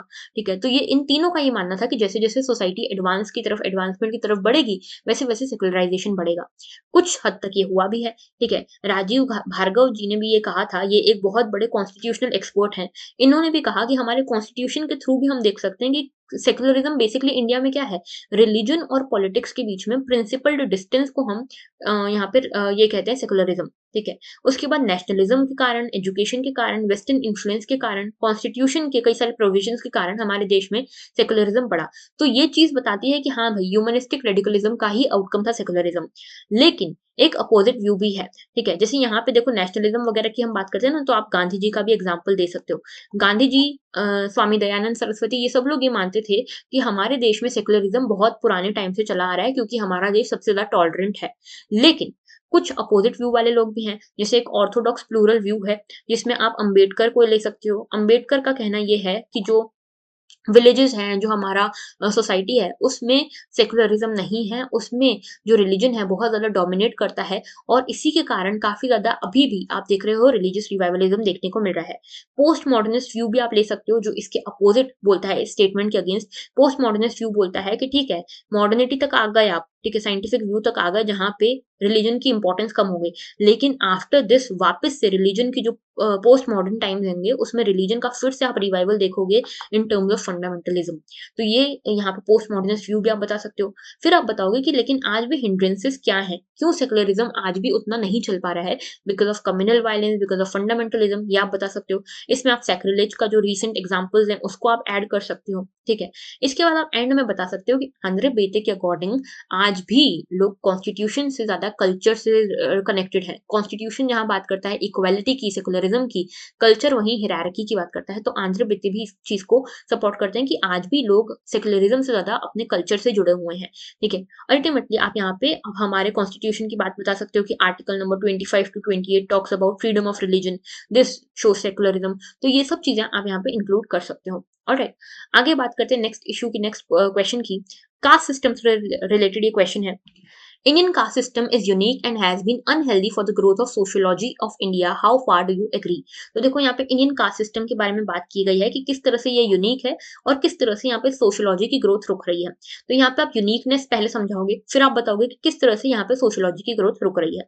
तो यूनिकनेस आप बताओगे कैसे, लुई डूमो के पर्सपेक्टिव से। यहाँ पे लुई डूमो का पर्सपेक्टिव बहुत ज्यादा इंपॉर्टेंट है, क्योंकि इन्होंने सबसे ज्यादा इस चीज पे एम्फेसाइज किया था कि हमारे देश का जो कास्ट सिस्टम है वो बहुत यूनिक है, क्योंकि ये प्योरिटी एंड पॉल्यूशन के कंसेप्ट बेस्ड है, अस्क्रिप्शन पे बेस्ड है, जहां पे आप इसको वेस्टर्न सोसाइटी के साथ कनेक्ट नहीं कर सकते, क्योंकि western society was based upon homo aequalis, जबकि हमारी society is based upon homo hierarchy. यहाँ पे म्यूचुअल सेपरेशन और म्यूचुअल इंटरडिपेंडेंस भी देखने को मिलता है। लेकिन यूनिकनेस आपने यहाँ पे एस्टेब्लिश कर दी कि हाँ भाई हमारा कास्ट सिस्टम जो है वो यूनिक तो है।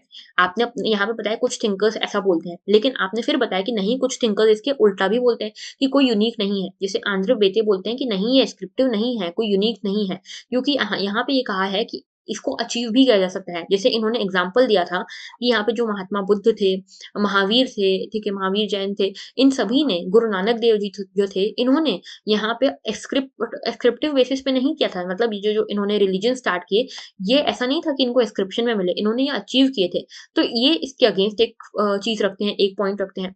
इसके अलावा आप बताओगे किस तरह से हिंड्रेंसेस आपको देखने को मिलते हैं सोशियोलॉजी की ग्रोथ में because of this Indian caste system. तो यहाँ पे आप बता सकते हो कि यहाँ पे बहुत सारे सोशियोलॉजिस्ट ने एम्पेरिकल रियलिटी को इग्नोर किया है, टेक्स्ट व्यू के ऊपर पूरी तरह से गए हैं, और टेक्स्ट व्यू जो है यहाँ पे डिस्टॉर्ट कर देता है इस सोशियोलॉजिकल स्टडी को। देन यहाँ पे कुछ सोशियोलॉजिस्ट हैं जिनको ये क्रिटिसाइज किया गया है कि आपका जो व्यू पॉइंट है वो बहुत ज्यादा ब्राह्मणिकल है, ठीक है। इसके अलावा कुछ लोगों का ये भी कहना है कि यहाँ पे इंडिविजुअल पे ध्यान नहीं दिया गया है। तो इन सभी चीजों के कारण क्या होता है कि जो सोशियोलॉजिकल स्टडी है कास्ट सिस्टम की, वो इम्पैक्ट होती है। लेकिन फिर भी इन सभी स्टडीज ने, आप बताओगे, आपको एंड हमेशा ऑप्टिमिस्टिक करना है, तो आप बताओगे कि हर स्टडी ने यहाँ पे नया पर्सपेक्टिव ऐड ही किया है हमारे जो अंडरस्टैंडिंग है उसमें। इस तरह से आपको काम करना है, ओके। फिर नेक्स्ट क्वेश्चन है, ये क्वेश्चन बहुत ज्यादा ट्रिकी था हमारे पेपर में। Discuss Whitehead's contention that caste has potential to displace class and colonial contradiction. तो किसी को नहीं पता था कि ये व्हाइट हेड कौन है।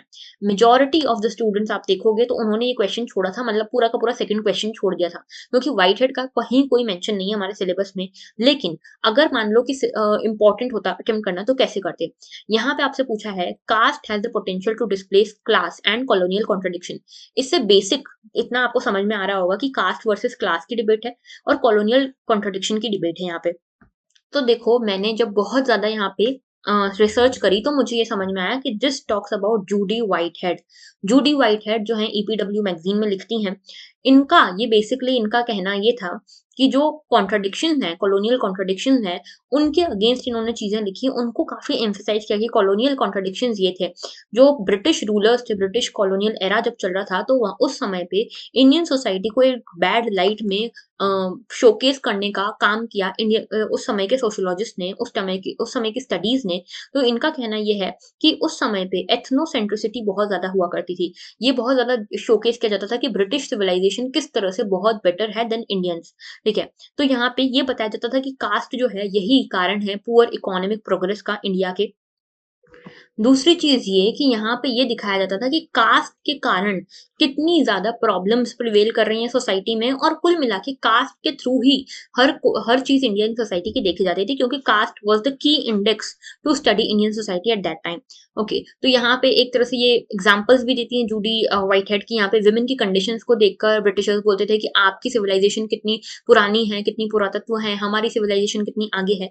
तो यहाँ पे caste became the sole index of studying Indian society. In fact इसको यहाँ पे सोल इंडेक्स बनाने के पीछे ब्रिटिशर्स के 2 कारण थे।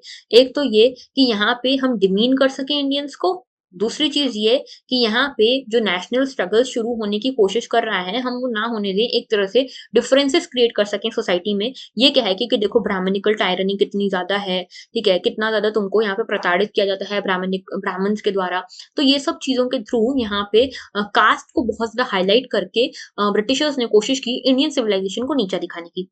लेकिन इस कॉन्ट्रडिक्शन के ऊपर जूडी व्हाइटहेड बोलती हैं कि ऐसा नहीं है, कास्ट ने काफ़ी सारे काम किए हैं, लेकिन यहाँ पे क्लास को डिस्प्लेस करने का पोटेंशियल अभी भी इसके पास नहीं है, ठीक है? तो कास्ट का कितना पोटेंशियल है, क्लास को डिस्प्लेस करने का नहीं है, इसके बारे में जूडी व्हाइटहेड बात करती हैं। So this is a very separate topic, ठीक है? और ये हमारे सिलेबस में डायरेक्टली नहीं है, इसीलिए इसके बारे में काफ़ी ज़्यादा रिसर्च की अभी और ज़रूरत है, क्योंकि इसके बारे में, इस टॉपिक के बारे में आप गूगल में भी सर्च करोगे ना, बहुत कुछ आपको नहीं मिलेगा, ठीक है? तो ये आपको यहाँ पे जूडी व्हाइटहेड का थोड़ा-सा पर्सपेक्टिव लिखना है, थोड़ा-सा आप यहाँ पे, अगर आपको कोई आइडिया नहीं है, तो आप कास्ट और क्लास की डिबेट बता सकते हो, एथनोसेंट्रिसिटी के बारे में बता सकते हो, और इसको डूमो के थॉट से भी लिंक कर सकते हो कि डूमो ने किस तरह से कास्ट को यूनिक बताया था इंडिया के कॉन्टेक्स्ट में, ठीक है? तो इस तरह से आप इसको टैकल कर सकते हो इस क्वेश्चन को। ऑलराइट। नेक्स्ट हमारा क्वेश्चन है, Indian rural society is a faction ridden society. तो इंडियन रूरल सोसाइटी की यहाँ पे बात की गई है, ठीक है? रूरल सोसाइटी किस तरह से फैक्शन रिडन है, ये आपको यहाँ पे डिस्कस करना है। ओके, तो पहली चीज आप यहाँ बताओगे कि इंडियन रूरल सोसाइटी के बारे में कुछ बताओगे। जैसे आंद्रे बेते का एक स्टेटमेंट है कि इंडियन रूरल सोसाइटी जो है वो सोशो कल्चरल वैल्यूज का स्टोर हाउस है। इंडियन सोसाइटी की सोशो कल्चरल वैल्यूज यहाँ से रिफ्लेक्ट होती हैं, कहाँ से? इंडियन रूरल सोसाइटी के थ्रू। तो यहाँ पे ये फैक्शन रिडन है, ये आप बताओगे, फिर आप बताओगे कि कैसे ये फैक्शन रिडन नहीं है, और अंत में आप यहाँ पे एक पॉजिटिव एंड पे इसको एंड करोगे। तो फैक्शन रिडन है, ये कैसे पता चलता है? तो देखो यहाँ पे कई सारी पावर स्ट्रगल्स चलती रहती हैं, चाहे फिर वो सोशल पावर स्ट्रगल हो, इकोनॉमिक हो, पॉलिटिकल हो, इन सभी तौरों पे यहाँ पे जो पावर स्ट्रगल है वो चलती रहती है। जैसे सोशल एंड पे आप देखोगे तो कास्ट के बेसिस पे, ठीक है? कास्ट के लिए यहाँ पे आपको हायरार्की देखने को मिलेगी, ठीक है? फिर सोशल रिलेशनशिप्स के बेसिस पे आपको देखने को मिलेगी। इकोनॉमी की बात करोगे तो डिवीजन ऑफ लेबर के बेसिस पे, या फिर लैंड ओनरशिप आपको देखने को मिलेगी कि रूरल एरियाज में, विलेजेस में कास्ट बहुत ज्यादा प्रेवलेंट होती है, स्ट्रेंथेंड होती है। लैंड ओनरशिप के ऊपर सारी चीजें एग्जिस्ट करती है, हायरार्की पूरी लैंड ओनरशिप के ऊपर होती है। डिवीजन ऑफ लेबर के ऊपर सारी चीजें होती है। इसके अलावा पॉलिटिक्स की बात करें तो आइडेंटिटी पॉलिटिक्स बहुत ज्यादा प्रेवलेंट होती है यहाँ पे। आइडेंटिटी पॉलिटिक्स का क्या मतलब है यहाँ पे? आइडेंटिटी पॉलिटिक्स का मतलब है यहाँ पे कि किस तरह से कास्ट के ऊपर सारे पॉलिटिकल डिसीजंस लिए जाते हैं, पॉलिटिकल पावर्स किस तरह से कास्ट के बेसिस पे सेंट्रिक होती हैं, ठीक है? उसके अलावा यहाँ पे दुबे, एससी दुबे के 6 डिफरेंशिएशन भी बताए गए हैं, कि इसको भी आप यहाँ पे यूज कर सकते हो कि किस तरह से इन्होंने बताया कि रूरल एरियाज जो हैं। नेक्स्ट आप यहाँ पे बताओगे कि किस तरह से एससी दुबे ने रूरल एरियाज को 6 डिफरेंशिएशन में बांटा है, रिलीजन के बेसिस पे, लैंड के बेसिस पे, wealth, age, charisma, government services के बेसिस पे। इसके अलावा आप एमएन श्रीनिवास की ट्विन हायरार्की के बारे में बता सकते हो कि यहाँ पे रूरल एरियाज में डिवीजन ऑफ लेबर 2 चीजों के बेसिस पे होता है, कास्ट के बेसिस पे और जेंडर के बेसिस पे। उसके बाद आप यहाँ पे अंबेडकर के बारे में बता सकते हो। अंबेडकर मानते थे कि जो रूरल एरियाज हैं वहाँ काफी ज्यादा फैक्शन रिडन है, यहाँ पे आज भी लोकलिज्म ट्राइबलिज्म काफी ज्यादा चलता है, कम्युनलिज्म काफी ज्यादा चलता है, एक्सक्लूजन और अनटचेबिलिटी काफी ज्यादा प्रेवलेंट है विलेजेस में, ये मानते थे अम्बेडकर। तो ये जो पॉइंट्स बता रहे हो, ये बता रहे हो कि फैक्शन रिडन है, इसके लिए किस किसने बातें करी, ठीक है, लेकिन फैक्शन रिडन नहीं है, ये आप कैसे बताओगे? जैसे यहाँ पे आप बताओगे कि आंद्रे बेते ने जब विलेजेस के फीचर्स बताए, इसको आप इस तरह से याद रख सकते हो, सेल्फ सफिशिएंसी के बेसिस पे, यूनिफाइंग फोर्स के बेसिस पे, फिर डाइवर्सिटी के बेसिस पे, इन रिलीजन के बेसिस पे, इन सभी के थ्रू यहाँ पे यूनिफाइंग फोर्सेस के फॉर्म में, फीचर्स के फॉर्म में यहाँ पे विलेज को डिस्क्राइब किया था आंद्रे बेते ने। इसके अलावा नेशनलिस्ट जो थे हमारे गांधी जी और जो भी स्वामी दयानंद सरस्वती थे, वो ये मानते थे कि जो विलेजेस हैं वही डेवलपमेंट यूनिट होनी चाहिए, सेंट्रल यूनिट वही होनी चाहिए, क्योंकि ये सबसे ज्यादा हार्मोनाइज्ड यूनिट है। तो ये लोग मानते थे कि नहीं, ये सेक्शन रिडन नहीं है, यहाँ पे हमारी बेसिक वैल्यूज एग्जिस्ट करती हैं, ठीक है। तो यहाँ पे आपको दोनों ही पर्सपेक्टिव बताने हैं और अंत में आपको बताना है कि यहाँ पे कुछ इनिशिएटिव्स भी ले गए हैं गवर्नमेंट के द्वारा कि यहाँ पे जो भी फैक्शंस आज की डेट में अगर थोड़े भी एग्जिस्ट करते हैं, उनको यहाँ पे डिसॉल्व किया जा सके, जैसे कि लैंड रिफॉर्म्स हुए, यहाँ पे लॉज लेकर आए नए, जैसे कि पंचायती राज सिस्टम आया, डेवलपमेंटल स्कीम आई, यहाँ पे कोशिश की गई कि जो भी डिफरेंसेस हैं अलग अलग सोसाइटी के सेक्शंस के बीच में, उसको यहाँ पे डिसॉल्व किया जा सके। तो इस तरह से आप इस क्वेश्चन को एड्रेस कर सकते हो। नेक्स्ट क्वेश्चन है हमारा, examine the colonial policy of segregation of tribes under the Government of India Act 1935। तो ये गवर्नमेंट ऑफ इंडिया एक्ट 1935 यानी कि कॉलोनियल पॉलिसी की बात कर रहे हैं कि किस तरह से ट्राइब्स को सेग्रीगेट किया गया अंडर दिस एक्ट, ये बताना है आपको। तो आप सबसे पहले बताओगे कि कॉलोनियल पॉलिसीज का इवोल्यूशन कैसे हुआ, ट्राइब्स के प्रति कॉलोनियल रूलर्स जो थे उनका क्या टेक था। तो सबसे पहले आप बताओगे कि यहाँ पे ये इनको आइसोलेटेड रखना चाहते थे, क्योंकि इनका मानना था कि जब तक ये आइसोलेटेड है, जब तक ये मेन स्ट्रीम सोसाइटी के साथ कन्वर्ज नहीं करते, तब तक ये हमारे लिए खतरा नहीं है, ऐसा मानते थे ब्रिटिशर्स, ठीक है। तो आइसोलेशन की तरफ ज्यादा इंक्लाइंड थे ये। लेकिन गवर्नमेंट ऑफ इंडिया एक्ट जो था उसमें एडमिनिस्ट्रेटिव स्ट्रक्चर्स के तौर पे यहाँ पे दो चेंजेस आए। बताओगे आपकी एक्सक्लूडेड एरिया बना और पार्शियली एक्सक्लूडेड एरिया बना। यहाँ पे वेरियर अल्विन जो थे, यहाँ पे इनका थॉट बहुत ज्यादा प्रेवलेंट था, बहुत हाईलाइटेड था। ये कहते थे कि यहाँ पे ट्राइब्स को हमको आइसोलेटेड रखना चाहिए, इनको ऑटोनॉमी देनी चाहिए। तो ये जो डिबेट है ना ऑटोनॉमी वर्सेज इंटीग्रेशन की, वो आज भी एग्जिस्ट करती है, ठीक है। तो यहाँ पे आप बताओगे कि किस तरह से एक्सप्लॉइटेशन हुआ, किस तरह से एलिनेटेड फील करने लगी tribes because of this colonial policy of Britishers. कैसे हुआ ये सब, इसको भी आपको लिंक करना पड़ेगा कि किस तरह से यहाँ पे ट्रेडिशनल फॉरेस्ट राइट्स छीन लिए गए ट्राइबल पीपल से, किस तरह से इनके ऊपर इनके पास जो प्रॉपर्टी राइट्स होते थे नेचर के, वो इनसे छीन लिया गए। रिलीजियस इंपॉर्टेंस हुआ करती थी इनके लिए फॉरेस्ट की, इमोशनली ये कनेक्टेड थे फॉरेस्ट से, ये भी इनसे छीन लिया गया। डेवलपमेंट और डिस्प्लेसमेंट का शिकार बने ये ट्राइबल लोग, तो इसीलिए इनको देखा गया कि ये काफी एलिनेटेड हो गए थे अपने ही रिसोर्सेज से, अपने ही फॉरेस्ट से, अपने ही हैबिटेट से, ठीक है, जिसके कारण फिर इंडेटेडनेस बढ़ी। अब क्या हुआ कि जब इनको आप फॉरेस्ट से निकाल दोगे, डिस्प्लेस कर दोगे, आप बोलोगे लेकिन आप आइसोलेटेड रहो, इनको आपने कोई स्किलिंग दी नहीं है, कोई एजुकेशन दिया नहीं है, आपने इनको फॉरेस्ट से निकाल दिया, बस इनका हैबिटेट भी छीन लिया, तो अब ये अपने लाइवलीहुड के लिए दूसरी जगहों पर माइग्रेट करेंगे, ठीक है। तो यहाँ पे इंडेटेडनेस, बॉन्डेड लेबर का शिकार बन रहे थे ये, ठीक है। इनको उधारी लेना पड़ेगा क्योंकि इनका जो एक्चुअल लाइवलीहुड था, जो इनको फॉरेस्ट प्रोड्यूस को कलेक्ट करके ये अपना जीवन यापन करते थे, वो अब नहीं हो पा रहा, तो इनको यहाँ पे डेट लेना पड़ेगा, तो इनडेटेडनेस के शिकार बन रहे थे। पावर्टी यहाँ पे बहुत ज्यादा बढ़ रही, ये एक लिमिटेड कैजुअल लेबर बन के रह गए, मतलब डी ट्राइबलाइजेशन हो गया था इनका, ठीक है। पहले ट्राइबल्स थे, लेकिन ट्राइबल से अब ये कैजुअल लेबर बन गए थे, बॉन्डेड लेबर बन गए थे। बाद में ये मिस्टेक सही की गई बाय द गवर्नमेंट इनिशिएटिव्स, जैसे फॉरेस्ट राइट एक्ट आया 2006 में, जिसमें इनके राइट्स को रिकॉग्नाइज किया गया।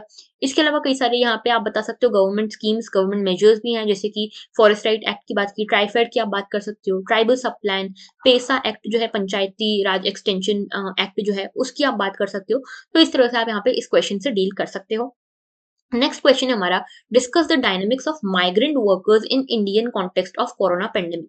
तो ये देखो, ये न्यूज में क्यों था, इसकी जरूरत नहीं है मुझे बताने की, कोविड के टाइम पे माइग्रेंट एक्सोडस देखने को मिला, इसीलिए ये न्यूज में था। तो यहाँ पे आप सबसे पहले बताओगे माइग्रेशन के बारे में, ठीक है। आपको यहाँ पे देखो ध्यान रखना, माइग्रेंट वर्कर्स के डायनेमिक समझाने हैं, तो यहाँ पे आप माइग्रेशन को भी समझाओगे और रिवर्स माइग्रेशन को भी समझाओगे। अब इसमें डायनेमिक्स का क्या मतलब है कि माइग्रेशन बेसिकली क्या है, क्या इसके सोशियोलॉजिकल कॉजेज हैं, क्या इसके कॉन्सिक्वेंसेज हैं, इस तरह से आप इसको इसको समझा सकते हो। तो माइग्रेशन को क्या आप डिफाइन कर सकते हो कि it is the physical transition of an individual from one society to another, या फिर आप ऐसे समझा सकते हो कि एक ट्रांजिशन है जिसमें आप अपनी सोशल सेटिंग को छोड़कर किसी और सोशल सेटिंग में इन्वॉल्व होते हो, अडॉप्ट करते हो उसको। तो ये है यहाँ पे माइग्रेशन को आप इस तरह से समझा सकते हो सोशियोलॉजिकल पॉइंट ऑफ व्यू से। फिर इसके टाइप्स बता सकते हो कि रूरल टू रूरल होता है, रूरल टू अर्बन होता है, अर्बन टू रूरल होता है, अर्बन टू अर्बन। पर हमारे देश में, इंडिया में मेजॉरिटी केसेस, जो मेजॉरिटी केसेस ऑफ माइग्रेशन देखे जाते हैं वो रूरल टू अर्बन देखे जाते हैं। यानी कि रूरल लेबरर्स जो है वो अर्बन एरियाज में जाके लाइवलीहुड ढूंढने या किसी भी और पर्पज के कारण माइग्रेट करता है। फिर आप यहाँ पे बताओगे कि ये जो मेजॉरिटी केसेस हैं, जो रूरल टू अर्बन केसेस वाले, जो रूरल टू अर्बन माइग्रेशन वाले, वो दिखाते हैं कि कितना रूरल एरिया और कितना एग्रारियन इकोनॉमी हमारी अंडर डेवलप्ड है। ठीक है, इसको सिंबलाइज करते हैं। रीजन आप बताओगे कि क्या इकोनॉमिक रीजन है, क्या सोशियो कल्चरल रीजन है। कॉन्सिक्वेंसेज आप बताओगे कि ऐसा होने से सेक्स रेशियो पे फर्क पड़ता है, पॉपुलेशन के ऊपर फर्क पड़ता है, एग्रीकल्चर लेबर जो है वो उसका फेमिनाइजेशन हो जाता है, किस तरह से वेजेस कम मिलते हैं, किस तरह से social security identity crisis face करना पड़ता है माइग्रेंट्स को, किस तरह से न्यूक्लियर फैमिली का कंसेप्ट आता है। इसके बारे में पार्सन्स ने भी बात की है कि पार्सन्स बोलते हैं कि जैसे ही माइग्रेशन होता है वैसे ही न्यूक्लियर फैमिलीज बढ़ने लगती हैं। तो इसको आप यहाँ पे कोट कर सकते हो। रिवर्स माइग्रेशन के बारे में बताओगे कि कोविड आया, कोविड के कारण यहाँ पे बहुत ज्यादा जरूरत पड़ गई, जो माइग्रेंट्स थे वो सारे वापस जाने लगे बिकॉज ऑफ द लॉकडाउन। यहाँ पे इनको अपनी फैमिली की देखभाल करनी थी, ओल्ड पेरेंट्स, वाइफ, बच्चे सब घर पे हुआ करते थे नेटिव एरियाज में, इनके लिए इनको वापस जाना पड़ा। दूसरी चीज, लाइवलीहुड की अवेलेबिलिटी नहीं थी, फूड की अवेलेबिलिटी नहीं थी, सोशली बॉयकॉट किया जा रहा था। जो ओनर्स थे, जो जैसे मान लो कि जैसे कि ये एक बड़ी सिटी है, यहाँ पे माइग्रेंट्स है, तो जो मेजोरिटी पॉपुलेशन यहाँ के नेटिव लोग हैं वो इनको बॉयकॉट कर रहे थे, इनको यहाँ पे स्टिग्मा इनके अगेंस्ट क्रिएट हो गया। तो इनकी आप दुर्दशा देखो, यहाँ के लोगों के भी इनके अगेंस्ट स्टिग्मा क्रिएट हो गया, और जहां से ये आए थे माइग्रेट करके वो लोग भी इनको एक्सेप्ट करने को तैयार नहीं, उन्होंने इनको नाम दे दिया परदेसी। तो परदेसी कह दिया इनको, ठीक है। तो यहाँ पे बॉयकॉट फेस किया इन्होंने नेटिव लोगों से भी, ठीक है। तो यहाँ पे एक तो ये इमोशनल डिस्टेंसिंग का इशू था। इसके अलावा होर्डिंग लोग कर रहे थे, होर्डिंग के कारण जो चीजों के दाम थे वो बहुत बढ़ जा रहे थे। तो ये सभी इश्यूज के कारण इनको माइग्रेट करना पड़ा, और ये इनके ऊपर कॉन्सिक्वेंसेज इनको फेस करने पड़े। लेकिन यहाँ पे गवर्नमेंट स्कीम्स का भी आप बता सकते हो कि किस तरह से गवर्नमेंट ने लेकिन आखिर में इनकी मदद करी। तो माइग्रेंट वर्कर्स के जो डायनामिक्स थे उनको समझ के गवर्नमेंट अब डाटाबेस भी तैयार कर रही है माइग्रेंट वर्कर्स का। तो ये सब चीजें आप इसमें इन्वॉल्व कर सकते हो। नेक्स्ट हमारा लास्ट क्वेश्चन आज का, how does Andre बेते justify middle class in India. तो मिडिल क्लास के बारे में आपको यहाँ पे बताना है, और आंद्रे बेते का यहाँ पे आपको पर्सपेक्टिव समझाना है with respect to middle class. तो पहले आप मिडिल क्लास को डिफाइन करोगे इंट्रोडक्शन में, फिर आप बताओगे कि मिडिल क्लास ऑफ इंडिया क्या है, ठीक है, और फिर आप आंद्रे बेते का पर्सपेक्टिव यहाँ पे बताओगे। तो ये 3 हेड्स में आपका पूरा क्वेश्चन जाएगा। तो मिडिल क्लास क्या है, एक नया स्ट्रेटम है अर्बन क्लास स्ट्रक्चर का। तो अर्बन एरियाज में जो क्लास स्ट्रक्चर होता था, मोस्ट ऑफ द सोशियोलॉजिस्ट इसको 2 पार्ट्स में डिवाइड करते थे। जैसे मार्क्स ने क्या था, बुर्जुआसी और प्रोलेटारिएट, ठीक है। लेकिन वेबर ने बोला नहीं, ऐसा नहीं है। वेबर ने बोला प्रोलिफरेशन होगा कास्ट का, क्लास का। तो इन्होंने मिडिल क्लास की बात की थी सबसे पहले। तो इस तरह से आप समझा सकते हो। एंथनी गिडन्स के टर्म में समझा सकते हो कि अपर क्लास वो है जिसके पास पोजेशन हो किसका, प्रॉपर्टी का। मिडिल क्लास वो है जिसके पास पोजेशन हो एजुकेशन का, टेक्निकल नॉलेज का। लोअर क्लास वो है जिसके पास पोजेशन हो मैनुअल लेबर का। तो मिडिल क्लास को इस तरह से आप डिफाइन कर सकते हो एंथनी गिडन्स की टर्म में। फिर मिडिल क्लास के बारे में आप बता सकते हो इंडिया में, कि इंडिया में ये कंपोजिट इंटरमीडिएट लेयर है जिसमें ऑक्यूपेशनल इंटरेस्ट के बेसिस पे ये लेयर बनाई गई है, जिसकी कॉमन लिविंग स्टाइल है, ठीक है। लेकिन इसको क्रिटिसाइज भी किया जाता है कुछ चीजों को लेकर। मिडिल क्लास ऑफ इंडिया की जो अंडरस्टैंडिंग है उसको क्रिटिसाइज किया जाता है। जैसे ये कहा जाता है कि ये सडन मॉडर्नाइजेशन के कारण, इकोनॉमी के कारण इनका रिजल्ट ये इसी के लिए बनी, ठीक है। तो मिडिल क्लास जो है यहाँ पे इनके कारण काफी इकोनॉमी देखने को मिली, क्योंकि सडन मॉडर्नाइजेशन हो गया। वेस्टर्न कंज्यूमरिज्म देखने को मिला मिडिल क्लास के कारण, क्योंकि middle class is the source of demand in the economy. तो इसके कारण कंज्यूमरिज्म बढ़ गया। ये सारी क्रिटिसिज्म भी होते हैं, लेकिन आंध्र वेते इसको जस्टिफाई करते हैं। मिडिल क्लास के ओरिजिन को और मिडिल क्लास के रहने को, मेंटेनेंस को जस्टिफाई करते हैं। कैसे? पहले ये बोलते हैं कि मिडिल क्लास जो है ये एकदम से कहीं से नहीं आई है, ये किनशिप और कास्ट सिस्टम से आज भी जुड़ी हुई है। तो मिडिल क्लास जो है वो एक नया सोशल फॉर्मेशन है based on kinship and caste. तो एनोमी वेनोमी कुछ नहीं है, यहाँ पे ये किनशिप और कास्ट सिस्टम से जुड़ी हुई एक नया सोशल फॉर्मेशन है, ठीक है। आज भी ये ट्रांजिशनल फेज में है, आज भी इसकी वैल्यूज डिसाइडेड नहीं है, आज भी काफी स्टेबल जो सोसाइटी का स्टेटम ये नहीं है, ठीक है। ये बोलते हैं कि ये जो लोग बोलते हैं कि डेमोक्रेसी के कारण, कैपिटलिज्म के कारण या फ्रीडम के कारण इमर्ज हुई है मिडिल क्लास, तो ये हुई तो है, लेकिन इसके साथ-साथ एक बहुत बड़ा चीज़ ये भी है, बहुत बड़ा व्यू पॉइंट ये भी है कि मिडिल क्लास जो है इसके अंतर्गत भी सब क्लासेस हैं और ये सब क्लासेस अपने-अपने रिसोर्सेज़ के लिए, स्कार्स रिसोर्सेज़ के लिए कॉम्पिटिशन में लगातार देखी जाती हैं। तो ये इनका जस्टिफिकेशन था मिडिल क्लास का, इसको आप यहाँ पे समझाओगे। ओके, तो इस तरह से यहाँ पे आप स्ट्रक्चरिंग करोगे इस क्वेश्चन की। ऑलराइट, तो that was all for today. हमने यहाँ पे आधा पेपर ऑलमोस्ट डिस्कस किया है, आधा पेपर हम डिस्कस करेंगे नेक्स्ट पार्ट में। अगर आपने इससे पहले वाले पार्ट्स नहीं देखे हो तो प्लीज़ उनको देख लेना so that you can have a broader understanding of the analysis of previous year questions. Alright, so thank you for today and have a very good day.